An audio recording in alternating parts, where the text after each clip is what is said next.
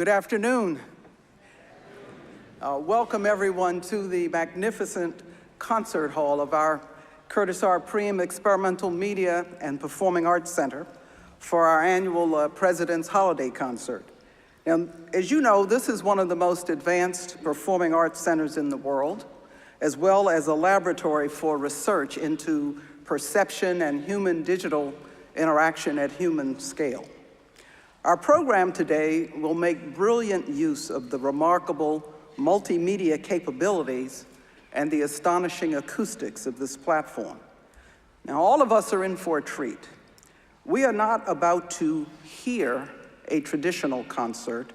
We are about to see and hear a new adaptation of the Henrik Ibsen play Peer Gynt, published in 1867, which includes the inspired incidental music composed for its first performance in 1876 by Edvard Grieg. Incidental music is music designed to enhance a non-musical medium. But in this case, the Grieg score is so magnificent, it surpasses its secondary role. We often speak here of our vision for Rensselaer Polytechnic Institute as the new Polytechnic, a crossroads for sprawling collaborations focused on the greatest of challenges. Surely Peer Gynt, a 5-act play in verse that ranges from realism to surrealism and that begins in Norway and then encompasses wanderings all over the world, is one of the great challenges of the theater. Such a violation of the 3 classical dramatic unities of action, time, and place that it actually stretched the boundaries of the stagecraft at its time and took hours. Now, the idea of the classical unities dates back to Aristotle's Poetics. The idea is that a play should have a single unified plot, a single geographic setting, and take place in a short span of time. Obviously, a play based on these unities is easier to stage. Now, our remarkable impact, however, with its immersive technologies and digital technologies now allows artists to transcend the limitations imposed by the physical world. Theatrical works such as Peer Gynt, that once provoked the question, can it be staged, now provoke the much more interesting question of how will we stage it? Here at the new Polytechnic at Rensselaer, a marvelous group of collaborators across generations, disciplines, and sectors has answered that question brilliantly. This adaptation showcases our increasingly influential and powerful Department of the Arts at Rensselaer, the first such department to focus on the integrated electronic arts in the United States.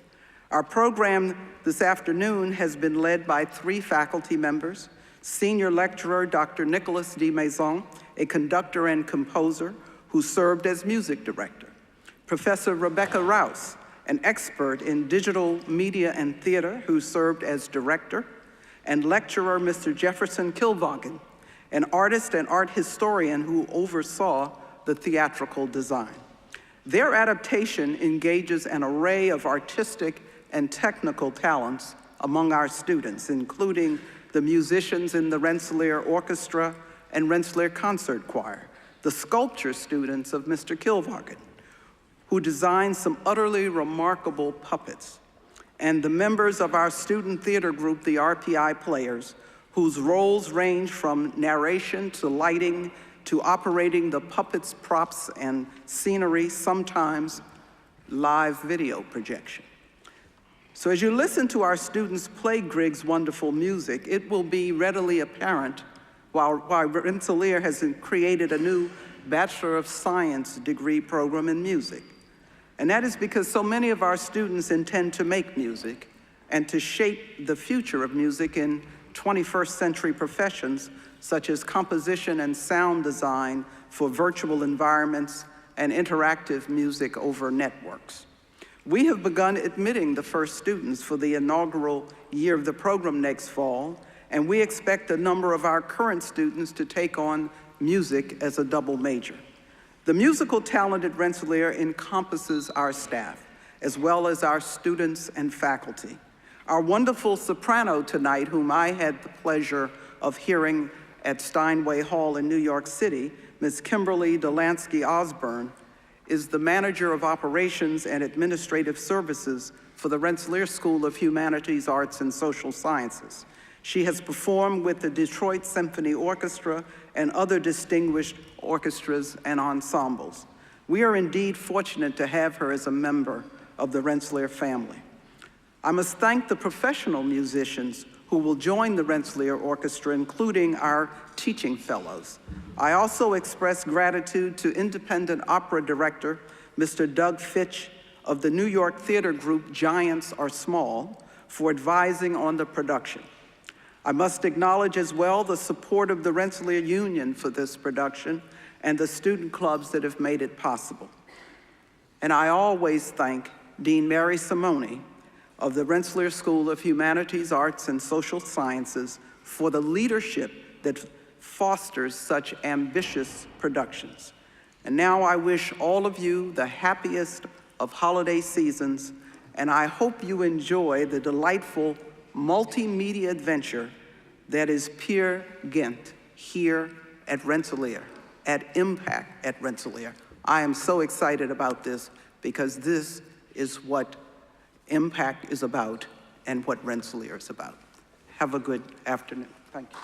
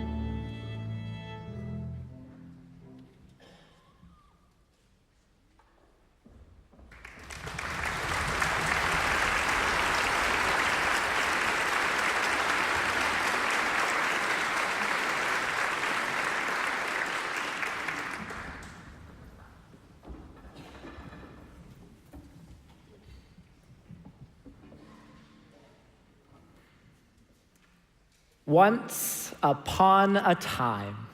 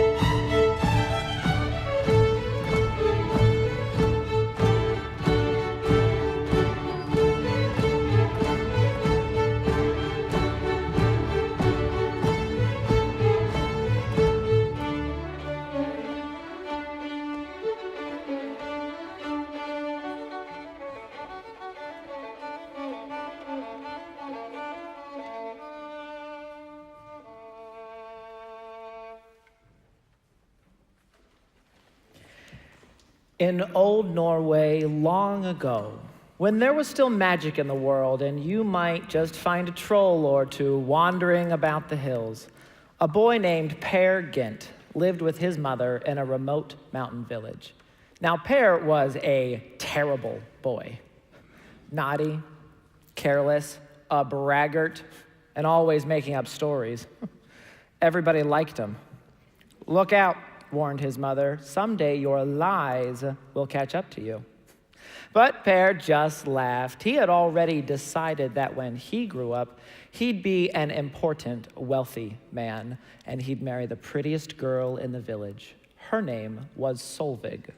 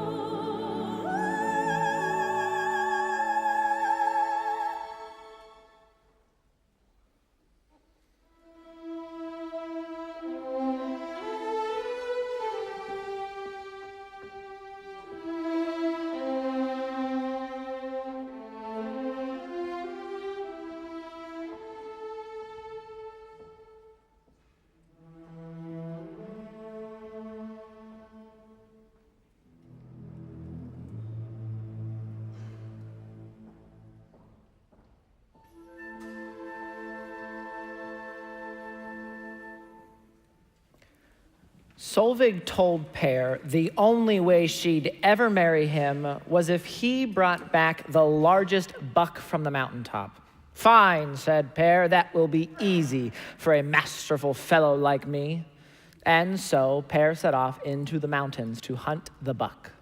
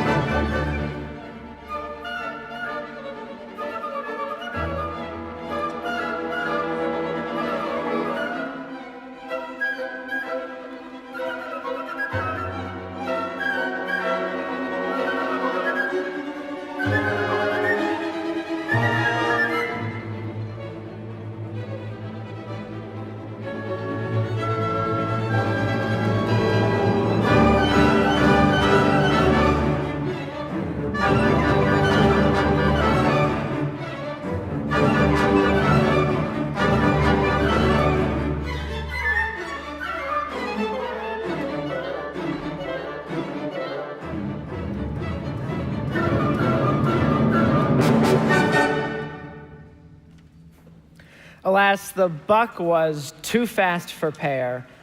No matter, he thought, I'll tell the most fabulous story. So what if I didn't catch the buck? Maybe I jumped on his back and rode him halfway down the mountain. Yes, that's it. Well, Solveig didn't believe one word of it. So, determined to try again, Pear set off into the mountains once more.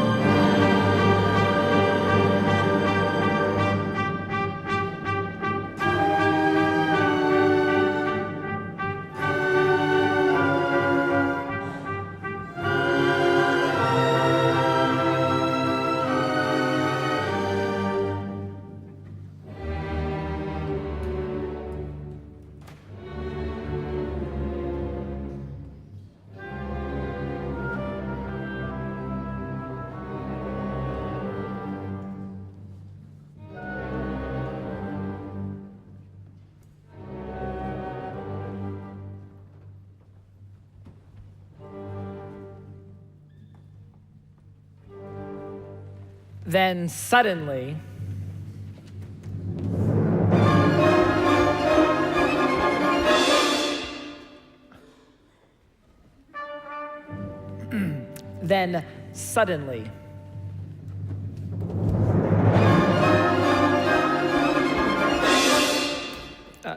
Pear, if you don't run into that boulder, we can't find out what happens next.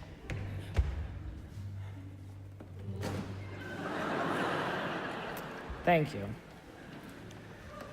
Pear fell into a deep sleep, and when he awoke,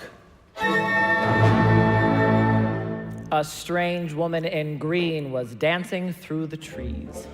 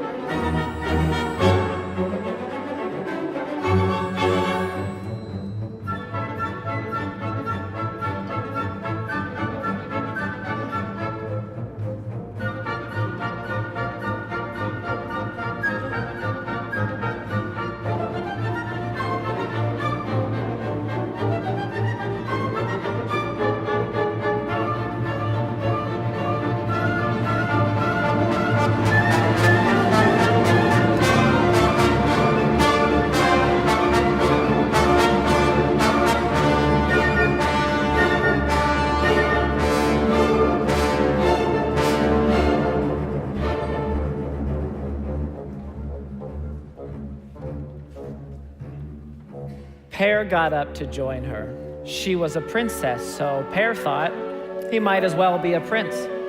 He told her of his royal ancestry, and she was delighted.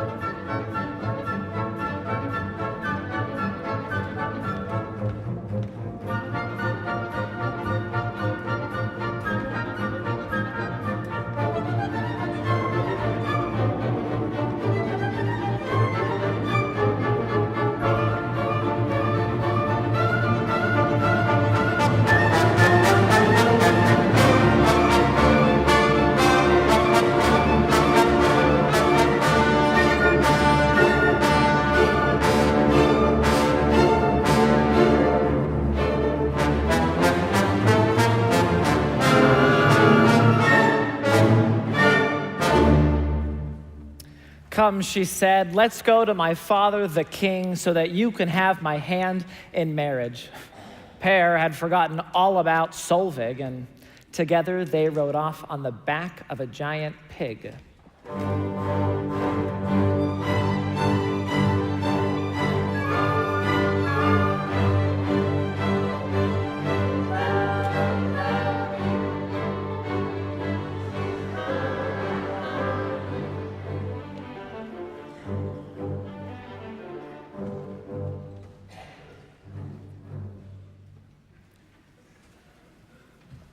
Pear and the princess entered a giant cavern deep in the mountain. And before Pear knew what happened, he was surrounded by trolls.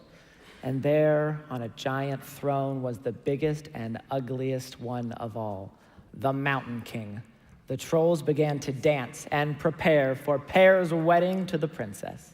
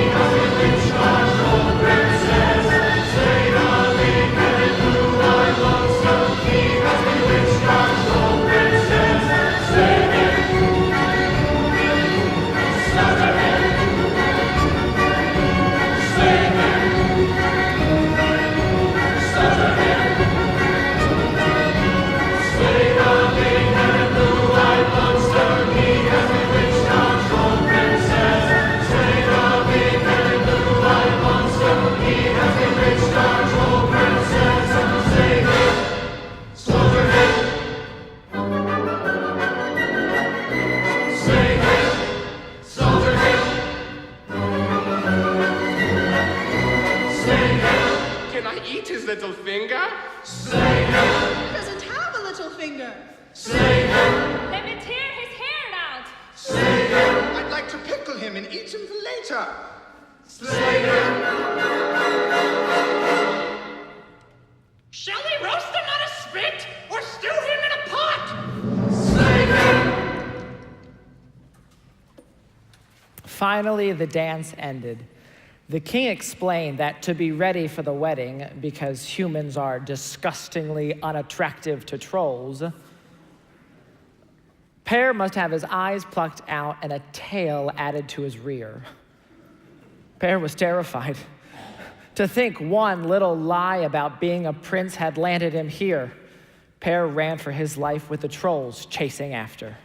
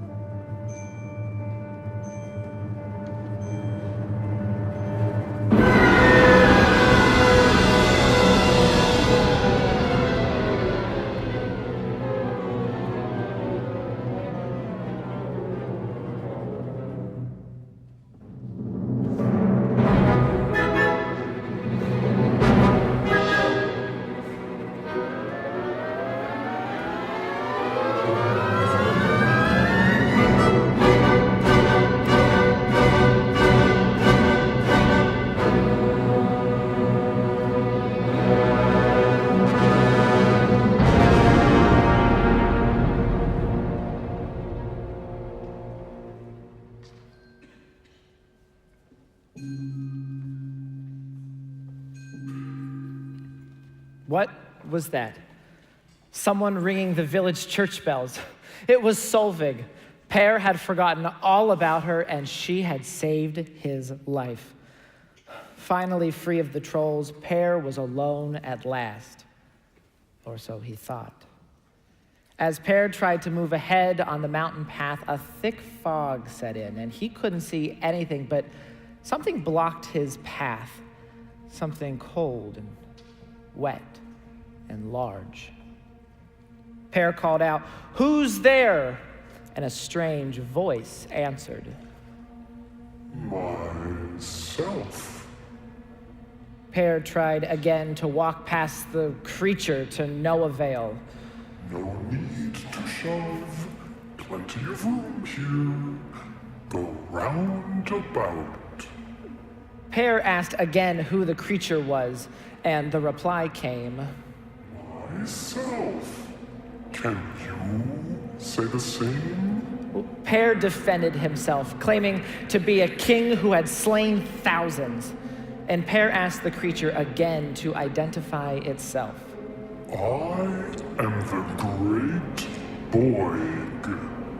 This take response infuriated Pear, who sought to push past the creature once more. Go round about, Pear. Pear ignored the creature.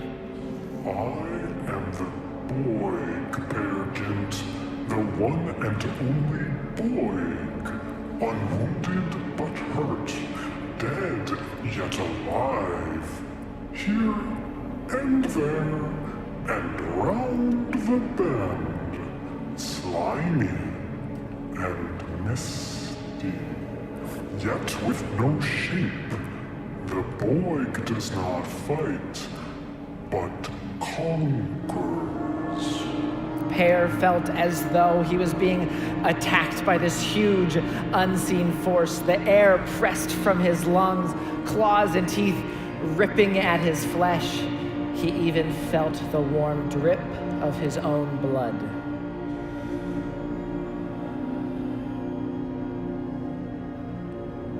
Oh, drat. Too strong for me.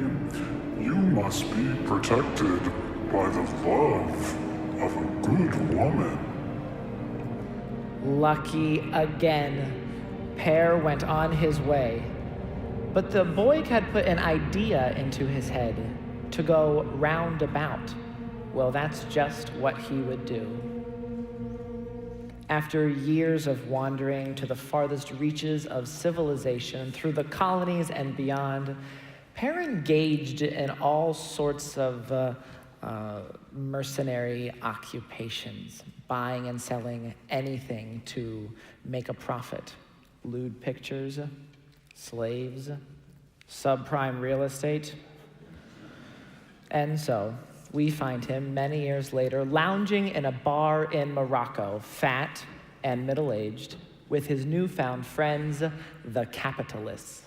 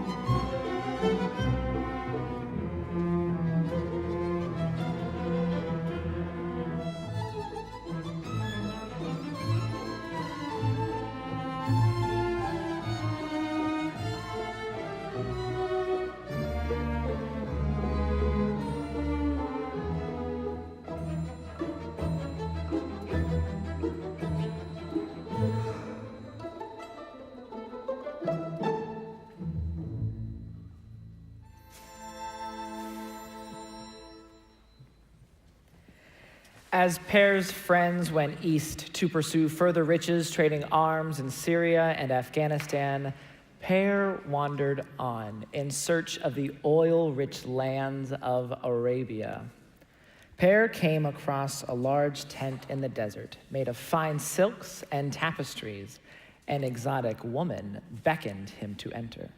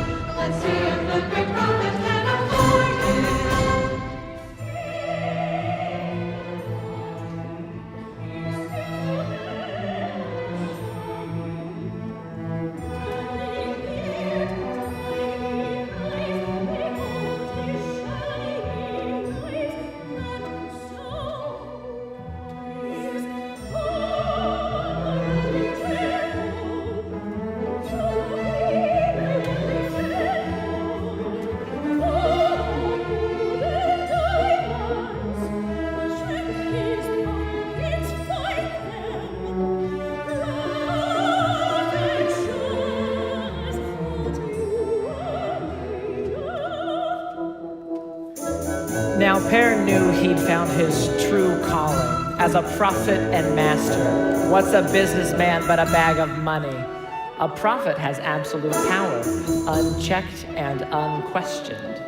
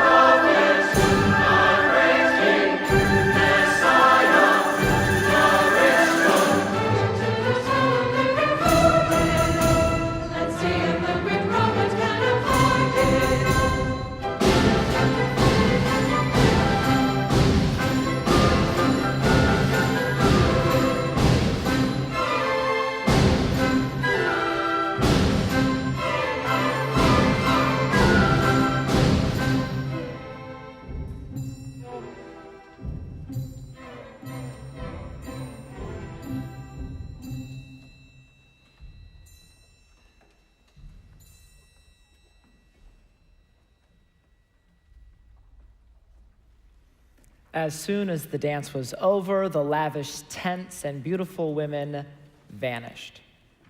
And Per was left alone, confused and without a cent, stranded in the middle of the desert. Penniless as he'd begun, Per made his way to the coast and found a job as a deckhand on a ship bound for Norway. Still, fate did not smile on Per as a great storm tossed the ship about like a rubber ball.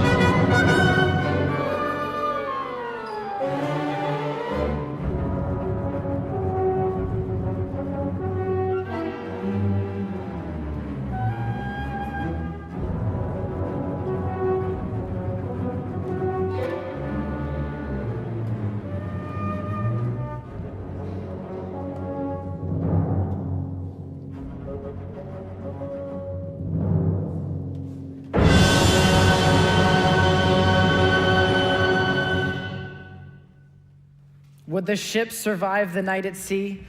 Would Per ever see the shores of old Norway again? And what of Solveig, that beautiful girl? Did anyone wait at home for Per? After so many scrapes cheating fate, would this be the end? We shall see.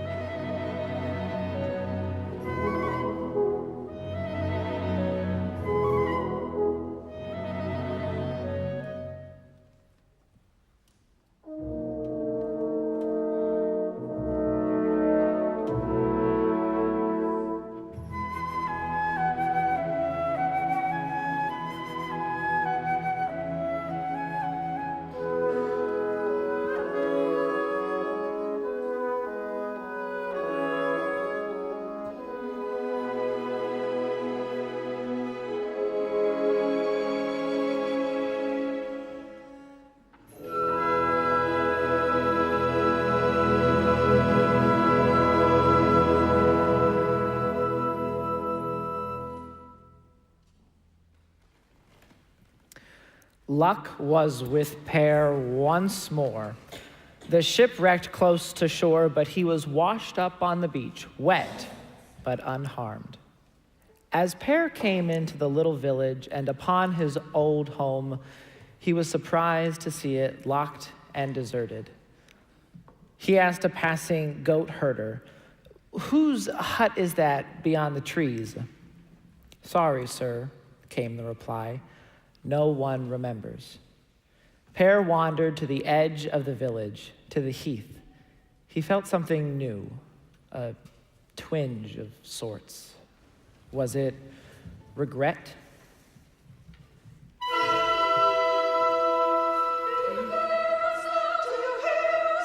Do you hear us now?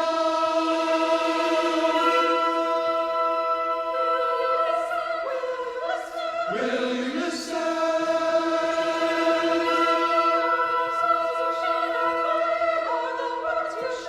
All your regrets as you lie in bed.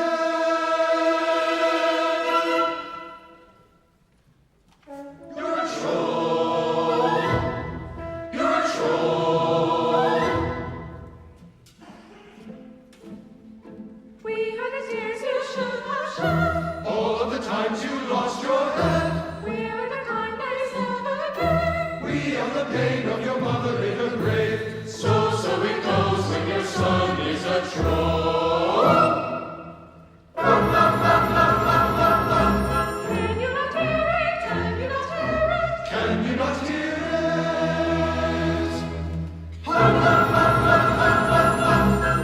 Bells over you, The bells go for you. we are your souls that should have sung. Left us all and day and night. We are the words you should have sung. You trod us in the dirt and dung. We are the deeds you didn't do. You just kept shirking us through and through.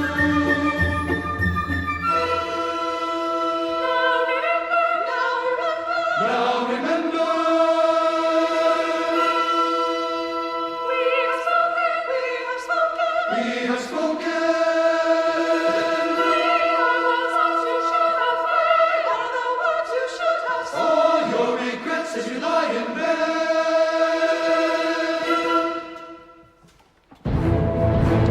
We know you lie. We know you lie. We know you lied Cheated. and cheated. Your wasted days. Regret for all you never tried. To use yourself your most often lied.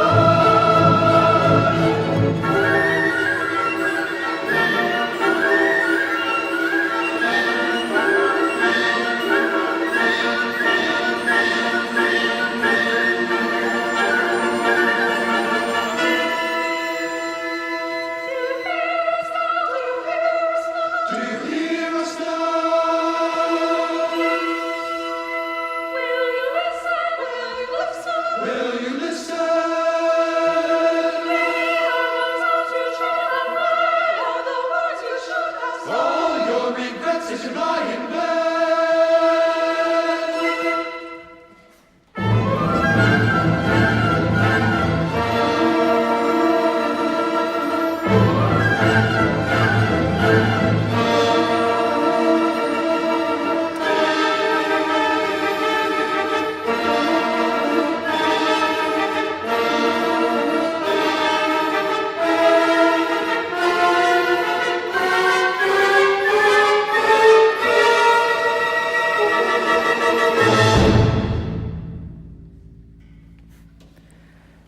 But even after these reproaches, Per remained stubborn. "Ha!" said Per, "what do you know of me? I'm Per Gynt, that masterful fellow, that teller of tales, a prince, a true hero." Nevertheless, some doubt had begun to creep into Pear's hitherto impenetrable psyche.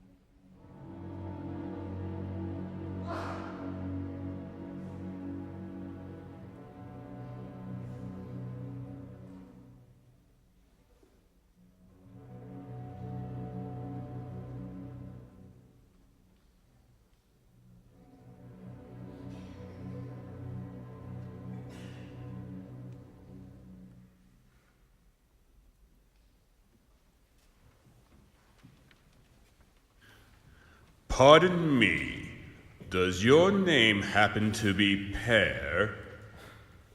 Peer Gynt, as the saying goes. Now that's luck. It's precisely Pear Gynt I'm meant for tonight. Meant for? Why, yes. You see, I mold buttons, and you must go into my ladle and be melted down. This is most unfair. I'm not nearly as bad as you think. Precisely. A sinner of grandiose style is so rarely found nowadays. You're merely so-so, and so I must melt you up. Then into the waste box you'll go, to be merged with the mass. I'll be damned if I let you do that to me. Your one hope is to find someone to vouch for you. How can that be done? I've already seen in the village that no one even remembers me. Are you sure? Not even one person?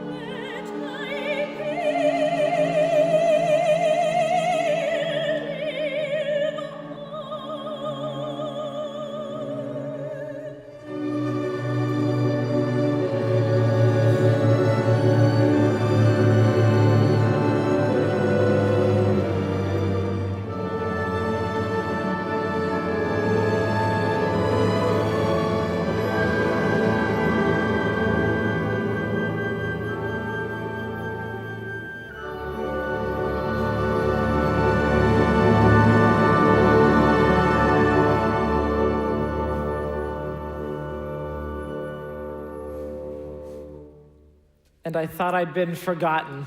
Never, Pear, never. I just saw the most magnificent buck on the mountaintop. Come, Solvig, come with me. Let's see what adventures await us.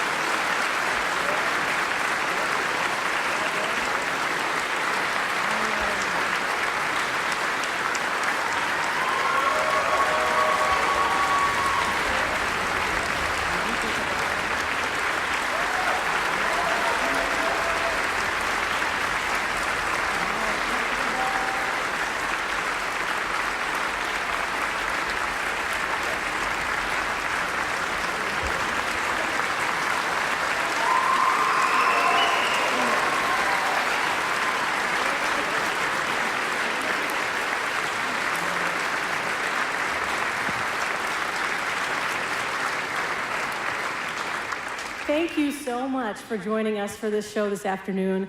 And we have one more person we must thank, and that is Dr. Jackson.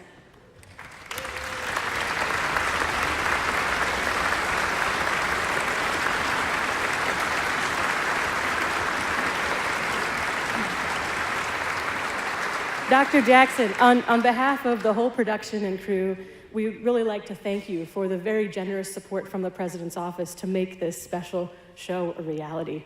Thank you. Thank